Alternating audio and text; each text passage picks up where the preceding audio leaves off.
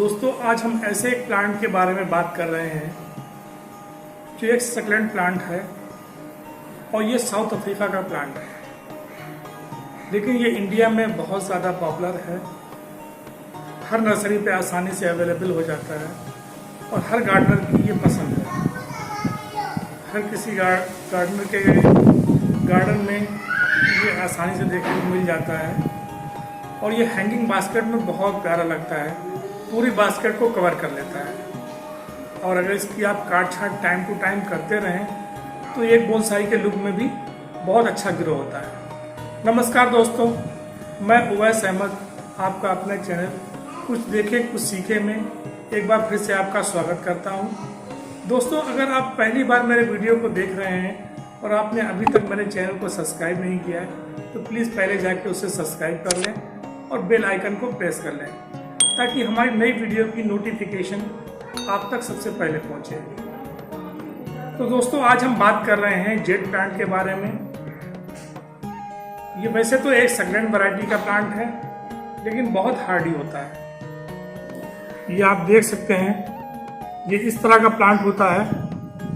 मैं इसे bonsai look में प्रिपेयर कर रहा हूँ और इसकी बहुत छोटी छोटी सी पत्तियाँ होती हैं जिनमें वाटर स्टोर रहता है।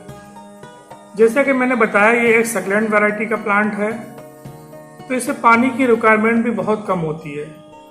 इसे ऐसी सॉइल पसंद है जिसमें आप वाटरिंग करें और वो ड्रेनेज होल से नीचे निकल जाए, वो पानी इसमें भरे नहीं, स्टोर नहीं हो।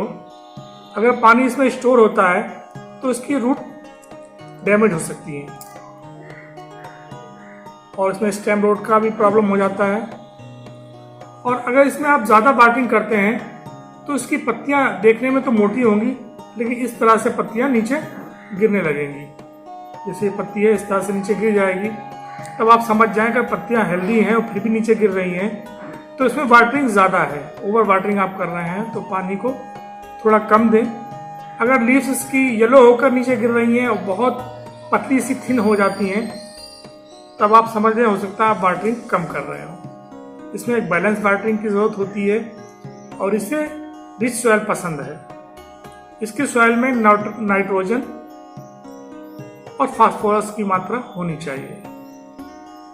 आप जब भी इसमें कोई फर्टिलाइजर दें तो ऐसा फर्टिलाइजर दें जिसमें नाइट्रोजन भी हो और फास्फोरस भी हो। इसे बैलेंस एनपीके भी आप दे सकते हैं, जैसे 19-19-19, या आप एक एनपीके 13-15-0 आता है, आप उसे भी दे सकते हैं। इसमें फ्लावरिंग या फ्रूट्स तो नहीं आते, तो इसके लिए पोटाश की मात्रा ज़्यादा उपयुक्त नहीं है। नाइट्रोजन इसकी ग्रोथ के लिए और डेवलपमेंट के लिए फास्फोरस ज़रूरी है। दोस्तों, ये पूरा प्लांट जो है सनफ्लावर प्लांट है। इसे आप फुल टाइम धूप में रखें तभी ये अच्छा ग्रो होता है। कुछ लोग नर्सरी वाले ये कह देते हैं कि इसे आप शेड एरिया में रख सकते हैं या इंडोर प्लांट करके आपको बेच देते हैं, लेकिन वो गलत बोलते हैं। ये इंडोर प्लांट नहीं है। अगर आप इसे इंडोर में ग्रो करेंगे तो इसकी स्टेम कुछ लैगी से हो जाएंगी और पत्तियां इसकी गिरना शुरू हो जाएंगी।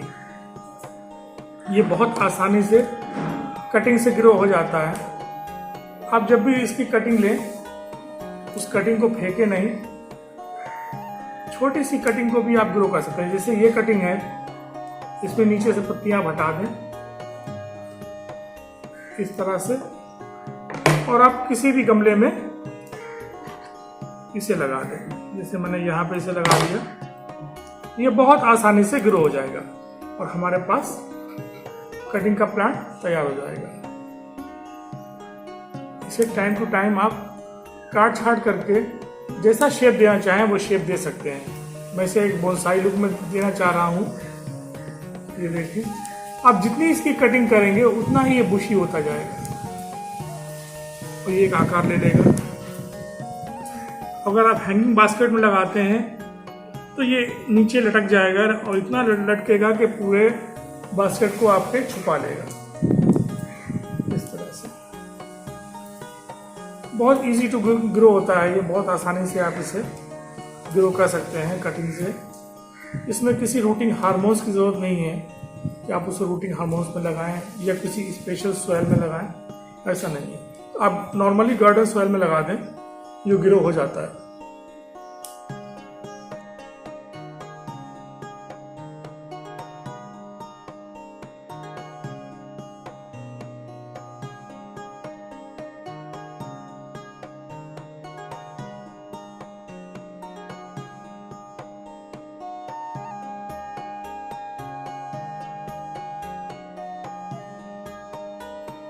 वैसे नर्सरी पे ये काफ़ी कॉस्टली प्लांट मिलता है, 200-250 रुपये से छोटा सा प्लांट देते हैं वो लोग, और अगर किसी शेप में है तो और महंगा देते हैं। बोनसाई लुक में है या बास्केट में है या मेच्योर है। इसे बोनसाई बनाने के लिए आप इसकी स्टेम को ले लें, जैसे मैंने यही कटिंग ली है, और उस कटिंग को आप किसी गमले में लगा दें और उसे बढ़ने दें। जब वो काफ़ी थिक हो जाए तब उसे निकालकर आप दूसरे गमले में रिपोर्ट करें और कुछ वायर वगैरह की सहायता से उसे जैसा आप चाहें वैसा शेप दे दें। ये आप देख सकते हैं, ये हर शेप में बड़ा अच्छा लगता है। कोई भी शेप, कोई भी डिज़ाइन का आप बनाएं, बहुत प्यारा लगता है। ये आप देख सकते हैं।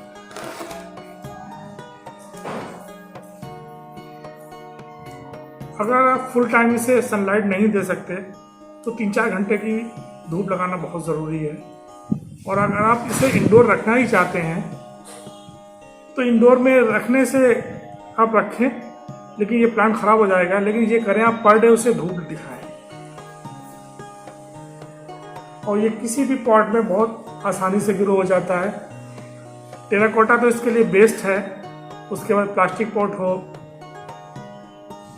या सिरेमिक पॉट हो, उसमें ये बहुत अच्छे से ग्रो होता है। लेकिन हाँ, पानी का ध्यान रखें, इतना वाटर ना दें कि ये प्लांट आपका ख़राब हो जाए।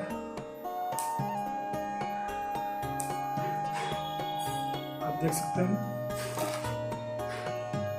इसी, अगर मैं यहाँ से काट छाट करता रहा तो बहुत अच्छी कैनोपी यहाँ पे डेवलप हो जाएगी। इसे छोटा कर दें थोड़ा सा। एक प्लांट मैं आपको अपना दूसरा दिखाना चाह रहा हूँ। ये देखें, मैंने एक प्लांट यहाँ पर लगाया है और एक प्लांट यहाँ पर लगाया है। छोटी छोटी सी कटिंग मैंने यहाँ पर लगा दी है ताकि ग्रीनरी बनी रहे। इस तरह से इसकी काट छाट कर दें, इस तरह से यहाँ पे बेड तैयार हो जाएगा। ये देखें, और ये ब्रांचेस जो हैं मैं यहाँ पे बांध दूंगा। किसी भी धागा लेके आप यहाँ पे बांध दें। पहले मैंने एक वायर से सर्किल बनाया था, उस सर्किल के ऊपर मैंने ये बहुत अच्छे से कोई भी शेप ले लेता है। आप किसी भी शेप में इसे ग्रो कर सकते हैं। वायर से कोई भी शेप आप क्रिएट करें और उसे अपने पॉट पे लगाएं, उस पर ये बहुत आसानी से उसे कवर कर देगा पूरा। ये आप देखें, इस तरह से आप बांधते थे, इस तरह से आप बांध दें। कोई भी धागा लेके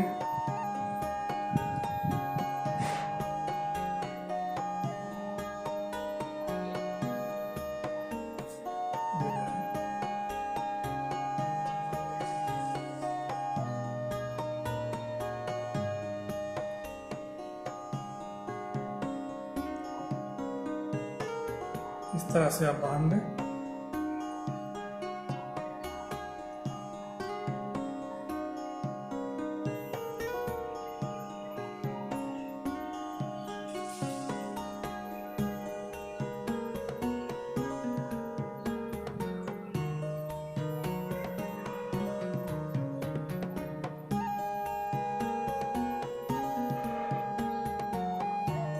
धागा अगर ग्रीन हो तो ज़्यादा बेहतर है।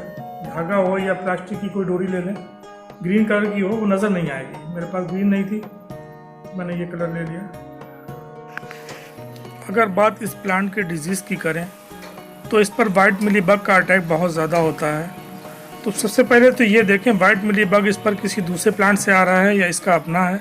अगर किसी दूसरे प्लांट से लग रहा हो तो उससे प्लांट से इसे दूर रखें और चींटियों की रोकथाम करें कि चींटियां ही वाइट मिलीबग को एक प्लांट से दूसरे प्लांट पर पहुंचाती हैं और एक ब्रांच से दूसरे ब्रांच पर। सबसे पहले चींटियों को अपने गमले से रोकें और उसके बाद गमले को एक पॉलीथीन से अच्छी तरह कवर करके 1 लीटर पानी में 1 चम्मच नीम ऑयल और 1 चम्मच कोई भी लिक्विड डिशवाशर मिलाकर उसका स्प्रे करें। और कुछ अगर मिलीबग फिर भी बच जाएं तो आप खाली पानी से तेज़ प्रेशर से उसे धो सकते हैं, जिससे उसका वैक्स धुल जाएगा और ये मिलीबग धीरे धीरे ख़त्म हो जाएंगे। ऐसा करके आप अपने प्लांट को बचा सकते हैं। कभी कभी सर्दी के मौसम पर इस पर माहू का अटैक भी होता है। उसके लिए आप इस पर नीम ऑयल का ही स्प्रे करें या पानी से अच्छे से प्लांट को प्रेशर के साथ धोएं, इससे माहू ख़त्म हो जाएगा। इसकी लीव्स और स्टेम पर आपको फंगस का अटैक दिखे, जैसा कि पत्तियों पर काले धब्बे पड़ रहे हों या पत्तियां थोड़ी कटी कटी सी हो रही हों, तो ये फंगस की निशानी है। तब आप कोई भी अच्छे फंगीसाइड से इस पर स्प्रे करें और उसे 15 दिन में रिपीट करें। ऐसा करने से आपका प्लांट हेल्दी रहेगा और उसमें किसी भी तरह का रोग नहीं होगा।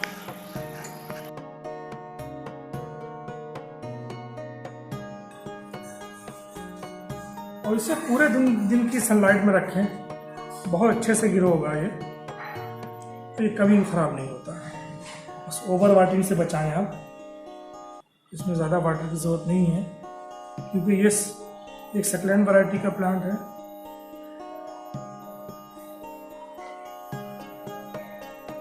इस तरह से आप इसे किसी भी शेप में रेडी कर लें।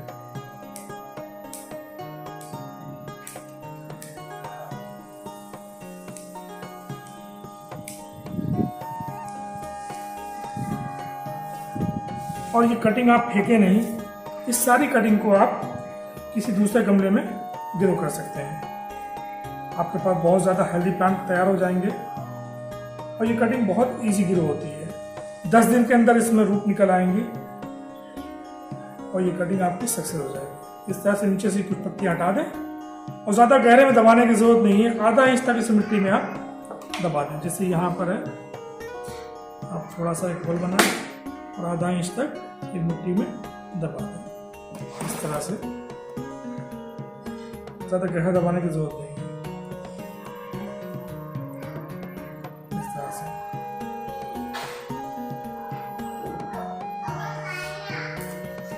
ये देखिए। तो मैं समझता हूँ आप अच्छे से समझ पाएंगे इस प्लांट के बारे में। अगर आपका कोई क्वेश्चन है तो आप कमेंट में पूछ सकते हैं। अगर आपको मेरी वीडियो अच्छी लगी हो तो उसे लाइक करें और अपने दोस्त उवैस अहमद को इजाज़त दें। मिलते हैं फिर किसी नई वीडियो में नए टॉपिक के साथ। जब तक के लिए अपना ख्याल रखें। Bye bye.